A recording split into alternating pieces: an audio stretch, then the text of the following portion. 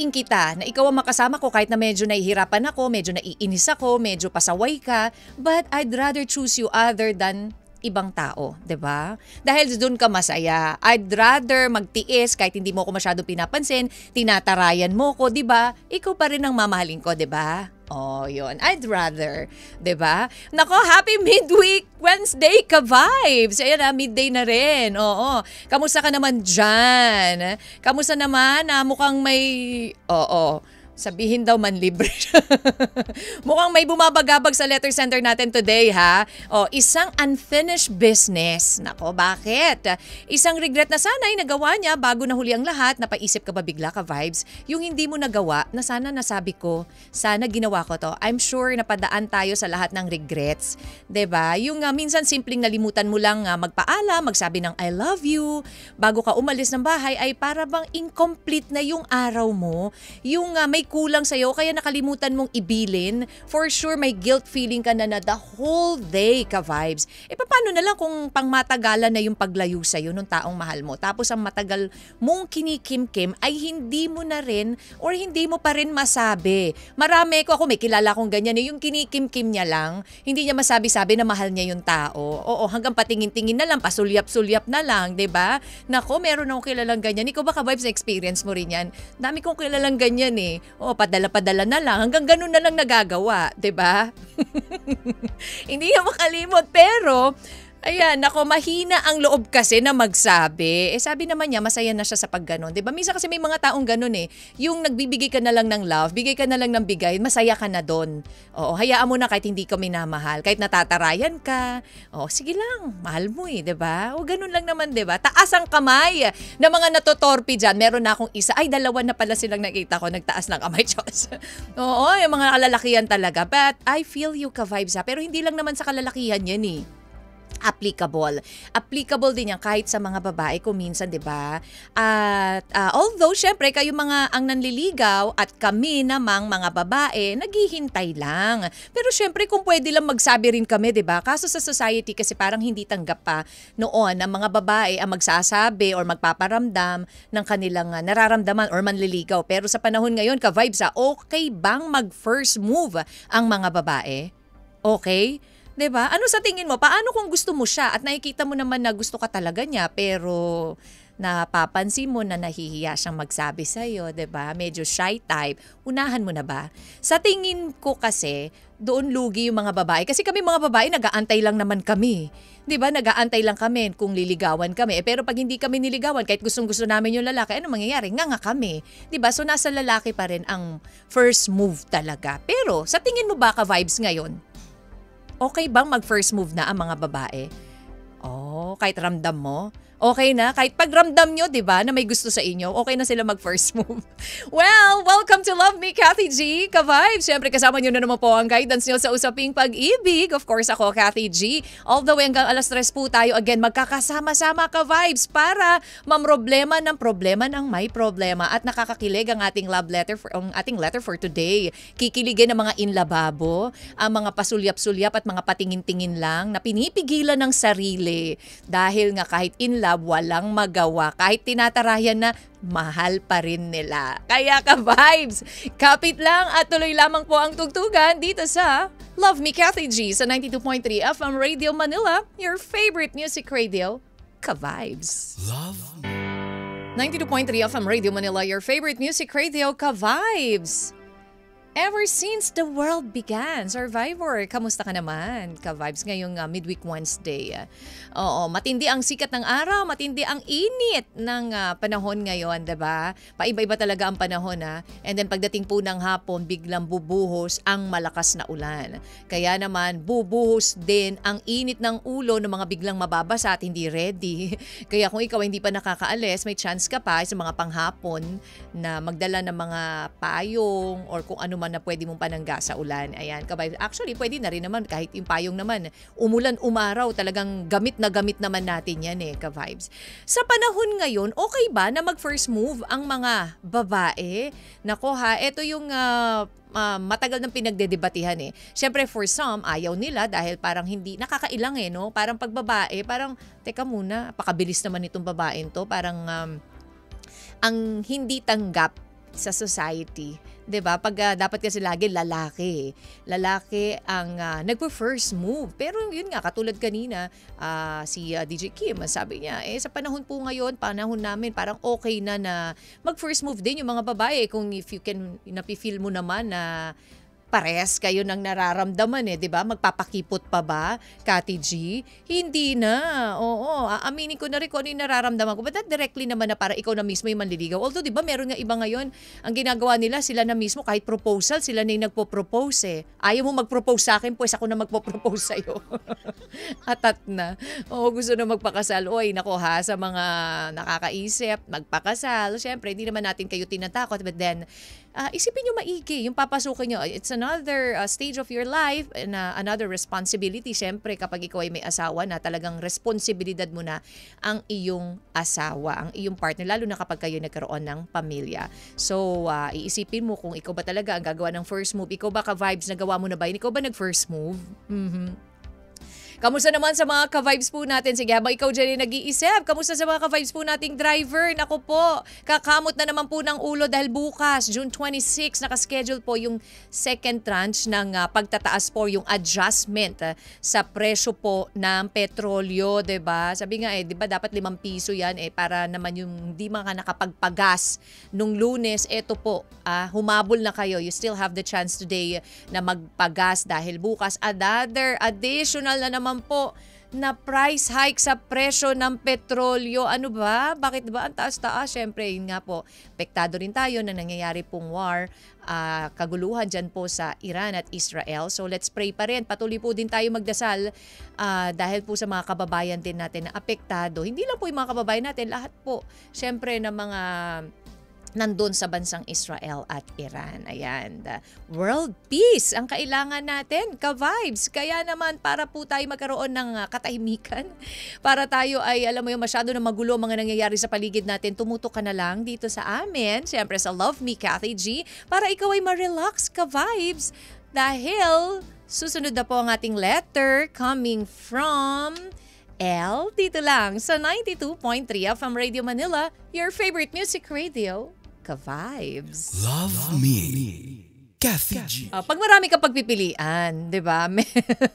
Hindi mo 3, 4 na ako, 'di ba? Pero doon sa 3, 4 na 'yun, masasabi mo she's the one of the best, 'di ba? Siya yung pinakamaganda, siya yung pinakagusto mo, siya yung pinaka umaangat sa lahat, 'di ba? Yung ganon. She's the one. Ka-vibes, ikaw ba nga sa mga ka-vibes po natin diyan, ng mga kalalakihan, nasabi mo ba na she's the one, yung taong kasama mo na ngayon, yung asawa mo, 'di ba? O he's the one. Ikaw din ka-vibes. Nasabi mo na ba he or she's the one?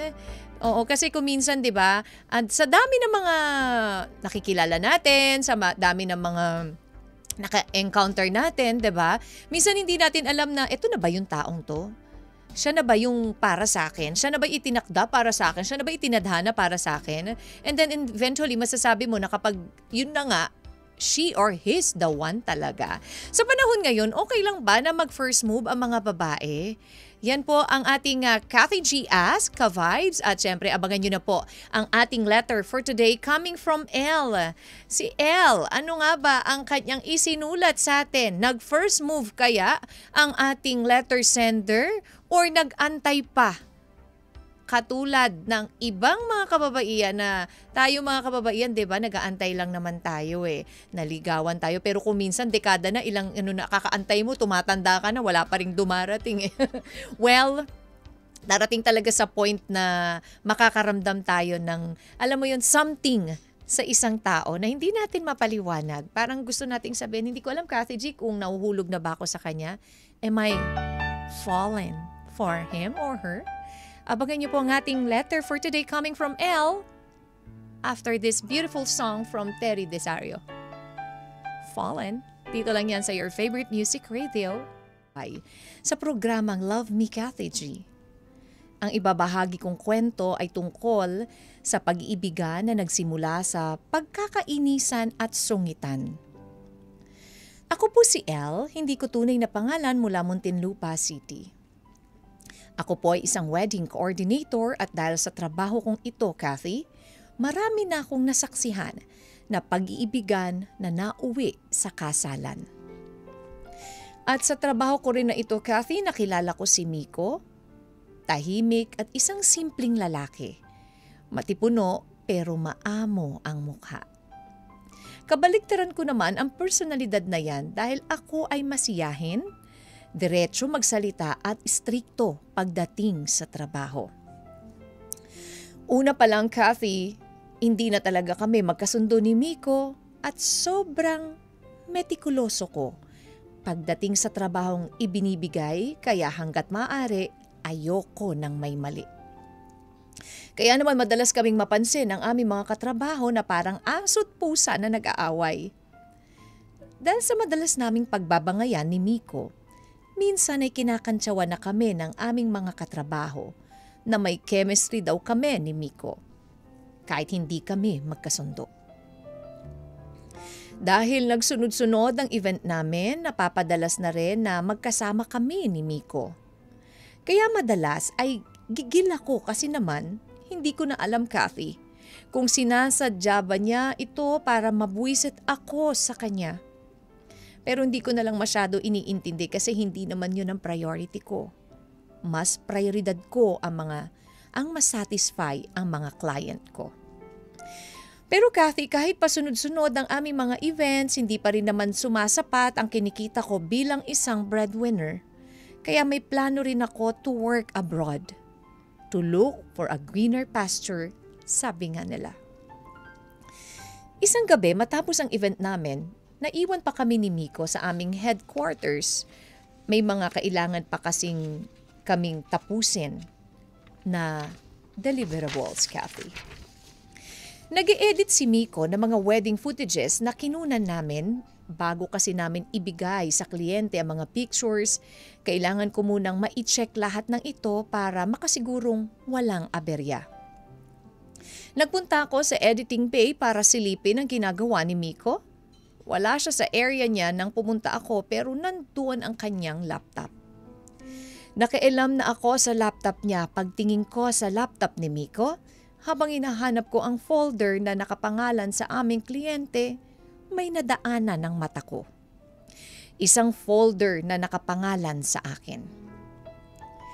Nagtaka ako kasi wala naman akong pinapasave na mga dokumento kay Miko kaya binuksan ko ito.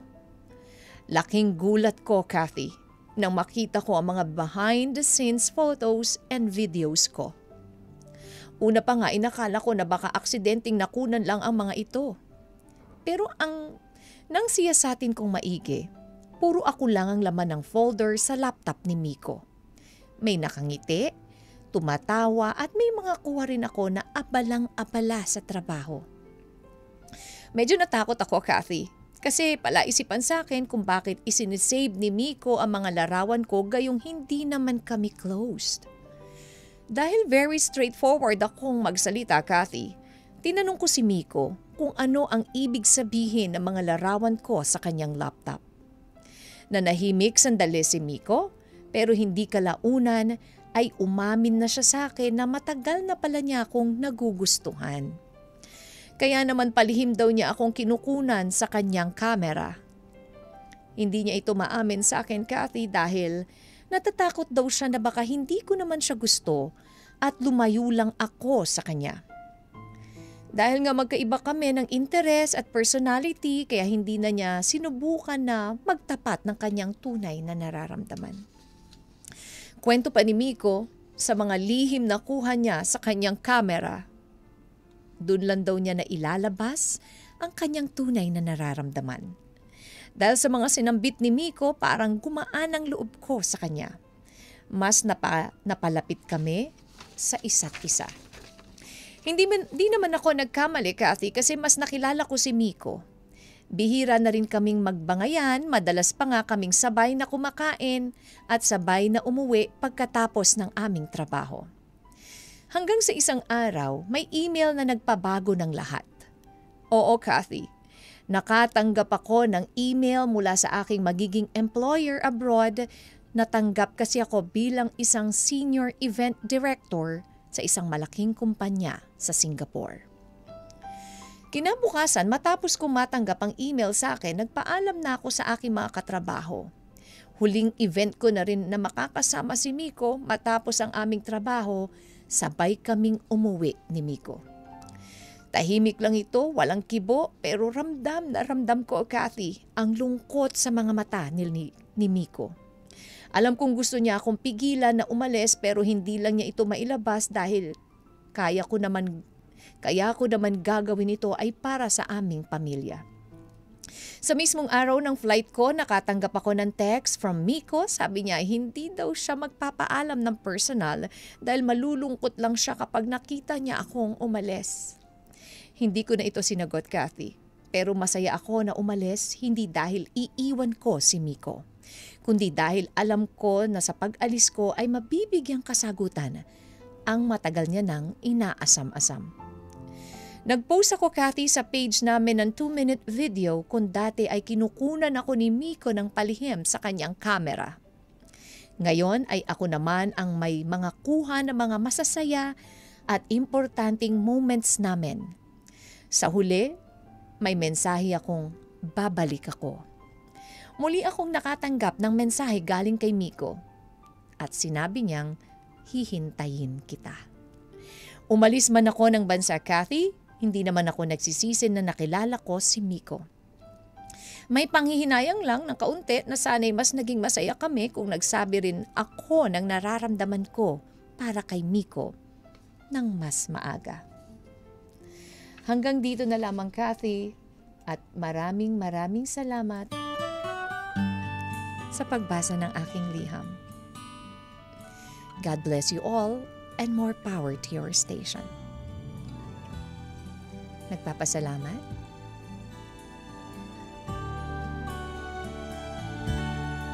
El. Oh, yan yung mga sinasabi natin na nandyan na, nag-iinarti pa kung minsan, di ba? Oo, aminin mo naman, ka-vibes. Diba kung minsan meron na nagpaparamdam sa atin, pinapa-feel na sa atin na special tayo, na how important tayo sa kanya, tapos ang gagawin natin, aarte, diba? Kung minsan parang, kasi baka mamaya hindi naman ganun yung napi-feel niya sa akin eh. Baka mamaya sabihin niya assuming ako, baka sabihin niya feelingera ako, feelingero ko, yung mga ganun bagay. So ang tendency, kapag nawala na yung taong yan, doon kami yung napi-feel niya sa akin eh. Baka mamaya, Kati G, sana pala hindi pa huli ang lahat. Yung mga ganun ba? But okay lang din naman, at least meron kami problema ngayon. But then, ano nga ba ang gagawin ni Elle? Si Elle na meron naman din palang feelings dito kay Miko. 'Di ba? Kaya lang medyo napigilan siya dahil baka mamaya akala niya ganun lang, yung hanggang dun lang yung ginagawa sa kanya ni Miko. Nagkaalaman na, kaya lang too late. Ano nga ba ang gagawin ni Elle? Si Elle na meron naman din palang feelings dito kay Miko. 'Di ba? Kaya lang medyo napigilan siya dahil baka mamaya akala niya ganun lang, yung hanggang dun lang yung ginagawa sa kanya ni Miko. Nagkaalaman na, kaya lang too late dahil nga itong si Elle need to go to Singapore. 563-1777. Again, it's 0916-563-1777. Posted na rin po yan sa aming Facebook page, 92.3 FM Radio Manila, and my FB page, DJ Kathy G. At sa lahat din po, hello na mga nanonood ngayon sa ating FB Live. Kamusta po kayo? And thank you so much sa pagtutok at pakikinig. Ayan si Aino Palma ng Bicol. Hello sa inyo dyan sa Bicol. Kamusta kayo? And Erwin Velasco.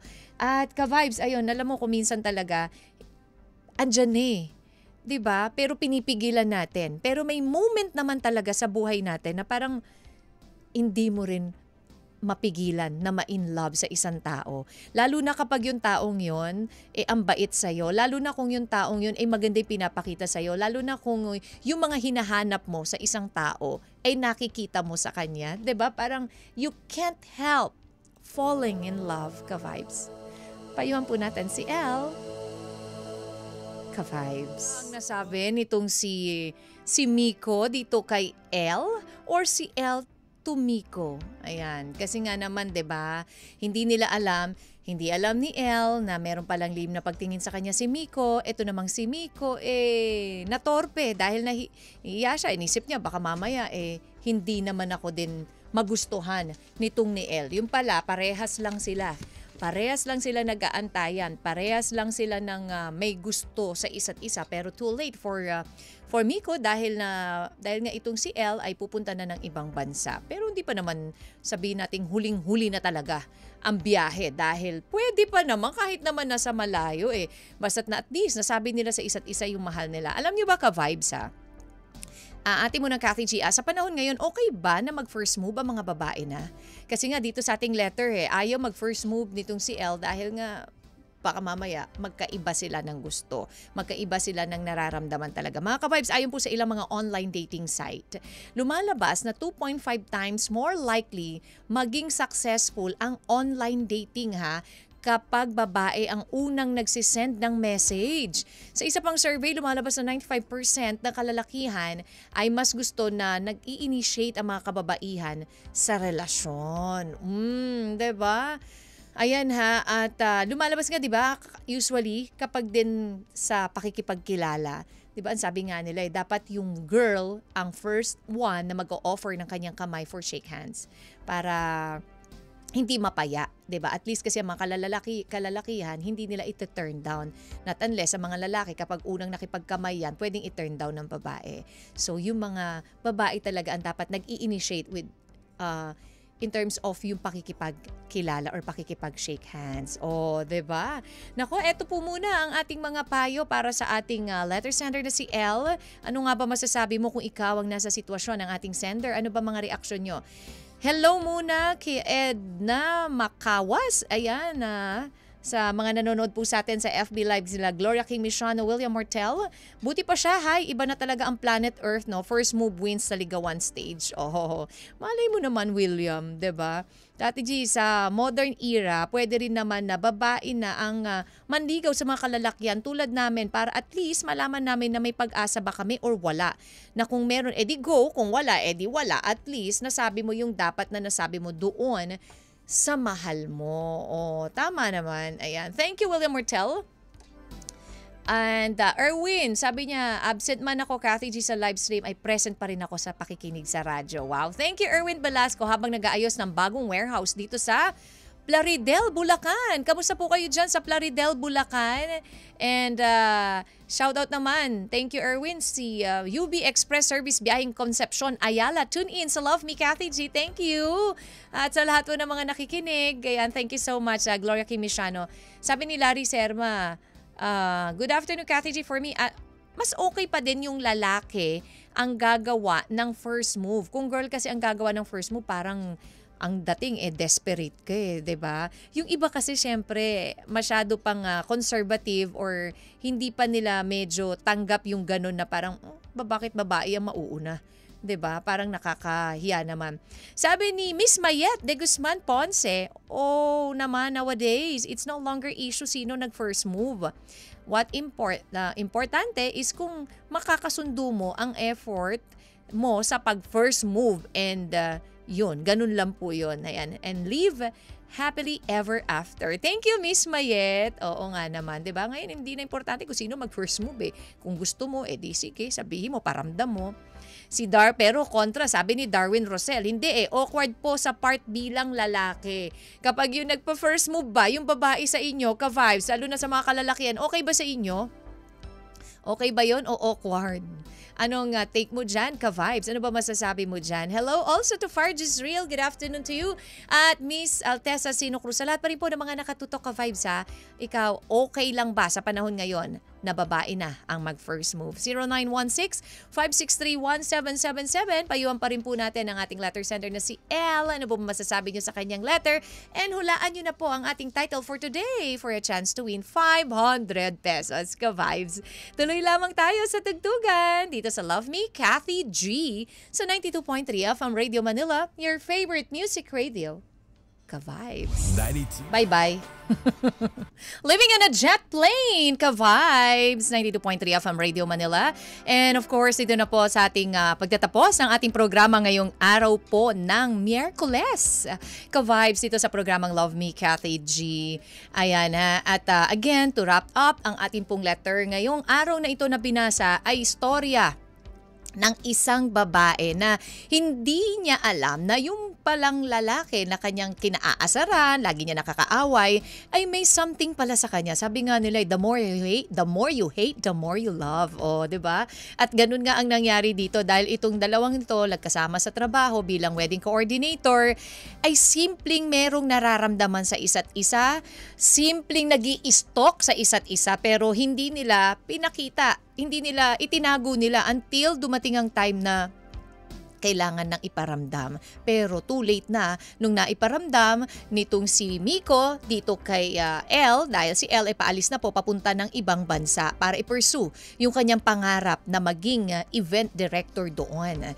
Ayan. Pero huli na nga ba ang lahat para sa kanilang dalawa? Magpapatuloy pa kaya ang kanilang relasyon kahit LDR na, ka-vibes? Well, abangan na lang natin. Baka sumulat ulit sa atin si Elle, diba? Elle, i-share mo ulit kung anong mangyayari sa inyong dalawa. Ayan. But thank you sa lahat po ng mga nanood sa ating FB Live, sa lahat po ng mga nakisama sa akin at nagbigay ng kanilang payo at reaksyon sa ating letter sender na si Elle. Thank you so much, ka-vibes. Alam nyo, kung minsan masyado nating pinangungunahan yung mga bagay-bagay. Kaya instead na makuha natin agad yung sagot na gusto natin, ay natatagalan ito or minsan nauuwi lang sa panghihinayang. Marami pang pwedeng mangyari, Elle. Ang importante, nasabi nyo sa isa't isa yung nararamdaman nyo, and kung talagang gusto nyong i-pursue yung nabuo nyong love sa inyong dalawa, kayo lang din naman ang makakapagsabi niyan, diba? Effort and communication ang importante, lalo na at nasa long distance kayo. Diba? Sabi nga nila, it's better to say the truth and get hurt than not telling it at all and have regrets in the end. Thank you so much, Elle, for sharing your story with us. Sa mga gusto pong magbahagi rin ng kanila pong liham, na kanilang letter, email lang po sa lmtkathig@gmail.com or PM po sa 92.3 FM Radio Manila or my FB page DJ Kathy G. Again, thank you for keeping me company until tomorrow. Throwback Thursday, magkarinigan tayo dito sa Love Me, Kathy G. At eto, susunod na po, ka-vibes. Pasasayahin na naman po inyong merienda at syempre, meron kayong makakasama din mamaya or makakasama sila mamaya. Kaya naman punong-puno, siksik-liglig ang inyo pong merienda time kasama ang Joy Kim! Ito po ang inyong paborito at kuwelang tambalan tuwing alas 3 hanggang alas 5:30. Ako po nag-iisang beshi ng bayan at ang Diyosa ng kalsada. Walang iba, ako po si Jaiho. Ako rin ang chinitang chikadora, ang bestie mo, ang bestie ko, ang bestie niyong lahat, Kim Churba! Ayun. Ay, pero ito natanong ko na to sa'yo, Kimi, kaya gusto ko marinig to from Jai. Ayan. Jai, Yes! kamusta ang first time mo? Sobrang sarap. Ay?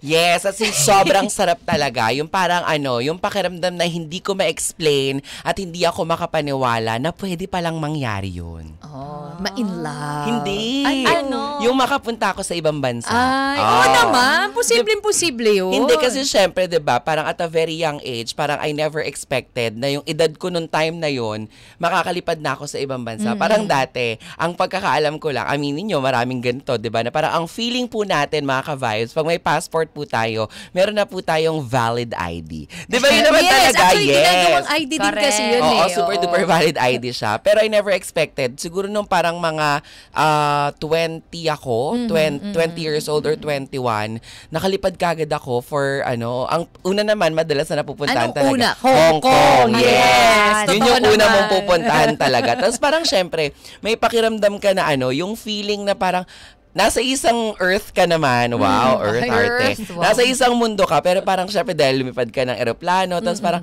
iba yung Pilipinas, iba yung dito. Tapos parang hindi ako makapaniwala na nakatapak ako doon. Yung Totoo. weather na na-experience ko, Correct. parang lahat bago Yung sa akin. environment, Yes. diba? Sobrang sarap sa feeling. Tapos parang akong lumulutang talaga that time na parang, totoo ba to? Ganyan. And then the rest Exactly. is history. Parang, yun na, nagsunod-sunod na dumating na yung time na from Hong Kong, nalibot mo na yung buong, Correct. halos buong buong Asia. Asia. Tapos nakapag Middle East ka din. And nakapag America. Ang hindi ko lang talaga pa napupuntahan na isa sa mga nilook forward ko, Europe. Yes. I-attract mo na yan sa universe. Pero totoo naman talaga, iba kapag first time mo sa lahat ng mga bagay, diba? Yes, totoo. Pero kung gusto nyo magbastusan, charing. Huwag ganyan. ngayon. Charing. Kung gusto nyo naman ng Mamayang gabi yan. Hindi. Kung gusto nyo ng medyo mas naughty, antaray. Kung tatanungin nyo ako about my first time, masarap, masaya, pero may kaba. Yun Siyempre, lang. kapag gano'n naman talaga, kapag first time mo, Hindi kasi 'di ba parang feeling mo 'di ba parang normal naman siyang ginagawa kasi 'di ba yun naman ang dahilan, pero at the same time parang may takot ka kasi syempre takot ka na baka tama ba na gawin ko to sa taong to, pero syempre 'di ba nung moment na Correct, yun, syempre. oo, pero nung moment na yun 'di ba parang wala ka namang iba naiisip kasi nga nauso yung pagka meron tayong ka-something, sila yung mundo natin. true. Yes. Very true dyan. At kaya oo. na pag-uusapan yan, hindi dahil para lang for conversational purposes, 'di ba? Isang paalala din po yan, lalo na sa mga kabataan na nagiging mapusok, 'di ba? Kidding Oo naman, aside, totoo. nakikita natin sa balita, lalo na yung Pabata ng pabata. Yan, ang mga diba? nagiging magulang. Oo, totoo. And at the same time, 'di ba? Practice natin yung safe sex din. Exactly. Kasi syempre nandiyan dyan yung nakita natin, Hindi 'di lang ba? yan hindi lang basta mabubuntis ka. Oo. Sakit na pwede mo makuha. Dahil nga hindi natin alam, 'di ba? Minsan nakita mo sa bar, na-meet mo sa online, ganyan, hindi natin alam kung ano yung mga eksena. Kaya 'di ba sa balita nitong mga nakaraang araw, nakakaloka na yung imbes na 100% yung total number ayon sa survey, umabot ng 500%, Exactly. diba? Oo. So, hindi mo rin kasi malalaman talaga kung meron ka ng nakukuwang sakit unless nagpa-check up ka. Kaya very careful tayo. And kanina nga sinabi ko, di ba, yung pagpasok sa isang relasyon, responsibilidad yan. Truly remarkable. O, di ba, ayan, aminin nyo, di ba, meron tayong substance on a Thursday afternoon. Ay, yes. Yes, wow. di ba? Wednesday pa lang. on a Wednesday. Ay, Excited. Wednesday pa Oo. lang. Talaga ba? Oo, di ba? Wag mo muna Bukas daw. pa yun, Sabi ng Thursday. mga motorista, wag muna, Jai, kasi merong increase ulit. Diba? Ay, hindi. Speaking of increase, nung kahapon, no, tama, kahapon Yes, nagpagas kahapon. na tayo. Yes. Nagpagas na kami, pumila na kami sa gasoline station, nagpa-full tank sagad na ako. Correct, kami din. Totoo. Oo. Tapos, nung pa-uwi, nakita ko yung iba't ibang mga gasoline station, ay dahil talaga yung pila, lagpas na Totoo. sa labas na nung Exactly. nung mismong pwesto nila, nasa may bandang kalsada na. Tapos, minsan nga iniisip ko, sobrang laki ba ng impact? Kasi di ba minsan 5 pesos, pero nung pag tinitingnan mo, di ba umabot, may punto na 80 pesos na siya, ate? Oo. May umabot na 80 pesos na siya At per... abangan daw possible na umabot pa until 60. Di ba? Nag-60, 60, 70 yung ating friend. Tama ba ako? Umabot pa tayo ng 80? No, di ba? 60, 70. Up to 70. Sa provincial, merong inabot ng 70. Pero sa atin nag-80, di ba? May time na ganun, mga almost 70. 90. Oh, O, di may ba? ganun, Grabe. ate. Alam mo, pag nakikita ko yun, dati hindi ko yun napapansin sa balita na ang pagtaas ng hike, yung ganun-ganon, ayan, oil price hike, ganyan. Hindi ko yun napapansin to be honest. Tapos nung na-recall sa akin na parang, hala, dati pala parang nasa Mas 30, mataas. hindi dati pala nung Mababa lang. 30, 40, gano'n. Correct. Tapos parang yung 50, mataas na yun. Tapos nung nakita ko nagsi-70, 80, 90 yung mga sabi ko, iba nga. Iba na, Ang diba? ang taas nga. And ito nga tomorrow na pagtataas, para dun sa to giveaway, dun sa mga hindi nakapagpa-full tank yesterday, meron, di ba? Inurong. Hindi, additional kasi to eh. So, parang supposedly, di ba, second tranche na ito, dapat 5 pesos ang itinaas eh. So, Oh. nako po, kaya magpa-full tank na kayo mga ka-vibes. Ako talaga lagi, full tank sagad. Oo, para, di ba, Oo. kahit papaano, malaking tulong din niya makakabawas. Bawas din. Correct, Oo, 'di ba? Ay, nako, kung sa sale nga talaga nagtatakbuhan tayo. Exactly. Oo, what Ganun more din pa po yan, dito? yes. Oh, Ayan. lalo na sa mga may sasakyan ha. Yung mga wala naman pong karu, wag kayo masyadong mag-init ng ulo kapag nakita niyo pong mataas ang singilan sa pasahe. Yes, 'di ba? Correct. Kailangan naman din Totoo. talaga ding mag-adjust. Kaya nako ka-vibes, ang ganda ng usapan pero itutuloy na po yan ng Team Banana Crew. Susunod na po sila. Siyempre, dito lang sa 92.3 FM Radio Manila. your favorite music radio, Ka-vibes! 92.3 FM Radio Manila. Ka-vibe!